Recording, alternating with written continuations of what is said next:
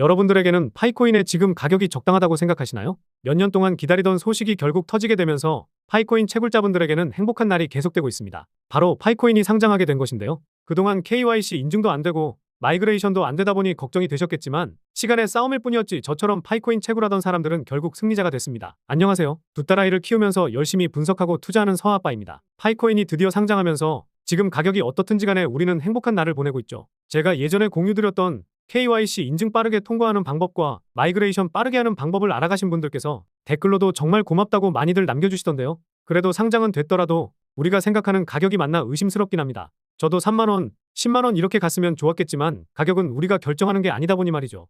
누구는 파이의 고유 숫자인 314불을 갈 거다 했고 다른 누구는 주로 거래되던 가격이었던 만원이 맞다라고 했었는데 사실 누가 맞을지는 아무도 몰랐습니다. 그럼 여기서 질문 하나 드려볼게요. 지금 가격이 여러분들이 생각하는 가격이 맞나요? 저도 채굴하고 있는 채굴자로서 생각해도 지금 가격은 말이 안 된다고 생각하지만 결국 우리가 기다리고 생각하던 가격까지는 갈 수 있을 겁니다. 그 이유에 대해서 설명드리면 비트코인 다음으로 실생활에 사용되고 있는 코인이었기 때문이죠.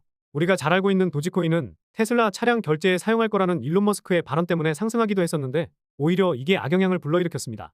실제로 결제를 하기 위해서는 달러나 원화처럼 변동성이 크면 안 되는데 도지코인의 변동성이 상당히 컸기 때문인 거죠. 물론 파이코인도 변동성이 커지면서 결제 수단이 확대될지는 봐야 하겠지만 지금도 실제로 파이코인으로 상품을 거래하고 있다는 게 팩트입니다. 앞서 말씀드렸듯이 파이스토어 등록된 매장도 정말 많고 부동산과 같은 현물 거래에도 사용되고 있으니 앞으로도 정말 많아질 수밖에 없다고 생각합니다. 여러분들의 생각도 저랑 비슷하실 거라 생각하는데요. 게다가 비트코인 다음으로 실제로 결제에 사용되는 코인이라는 타이틀을 얻게 된다면 그 파급력은 상당히 커질 수밖에 없겠죠. 도지코인의 시가총액이 40조에서 60조 사이에서 왔다 갔다 하고 있는데 우리가 기대하던 도지코인을 넘어서는 일도 먼 미래는 아닐 거라 생각합니다. 물론 지금 당장은 어려울 수 있는데요. 개인적으로 생각하는 그 이유에 대해서 말씀드려보면요. 저도 채굴하던 사람이기 때문에 현실적으로 바라보자는 의미에서 말씀드리는 것이니 오해 없으시길 바라겠고요. 가장 큰 이유는 발행량입니다. 도지코인은 무제한 발행 구조를 가지고 있기 때문에 매년 발행량이 늘어나지만 소각을 안 하고 있죠. 그렇다 보니 계속해서 몸집은 커지고 있고 올라가기 버거워질 수밖에 없습니다.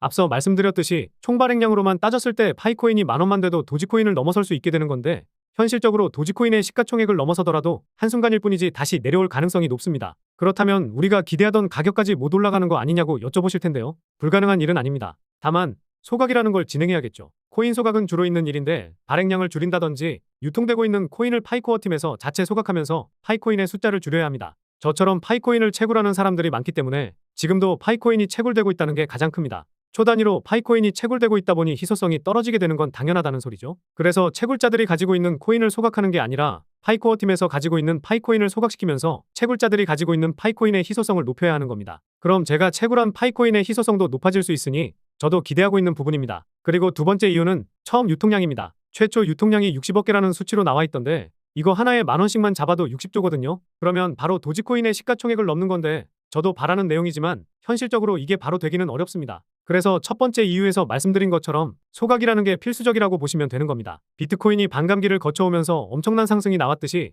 파이코인에게 중요한 건 반감기가 아니라 소각이고 이건 꼭 기억하시면 좋을 것 같습니다.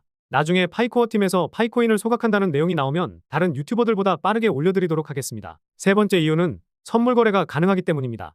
제 영상을 챙겨보신 분들은 선물 거래가 어떤 것인지 잘 아실 겁니다. 영상이 길어질 수 있다 보니 짧게 설명드리면 코인 선물 거래는 내가 코인을 가지고 있지 않아도 코인을 가지고 있는 것처럼 하락에 베팅이 가능하다는 거죠. 우리같이 열심히 채굴한 사람들에게는 청천벽력 같은 소리입니다.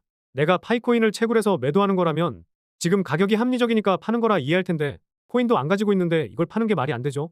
물론 선물 거래가 되면 유동성은 커지기 때문에 상승하는 데 있어서 장점은 있기는 합니다. 대부분 상장하면 선물 거래도 되기 때문에 파이코어 팀을 탓할 수 없지만 처음 상장할 때부터 선물 거래가 되면 우리가 기대하던 가격까지 가려면 시간이 걸리게 되는 겁니다. 그래서 결국 파이코인이 상승하려면 아쉽더라도 선물 거래를 통해 유동성이 확보되면서 발행량이나 유통량을 줄이는 소각이 이루어져야 한다고 보면 되는데요.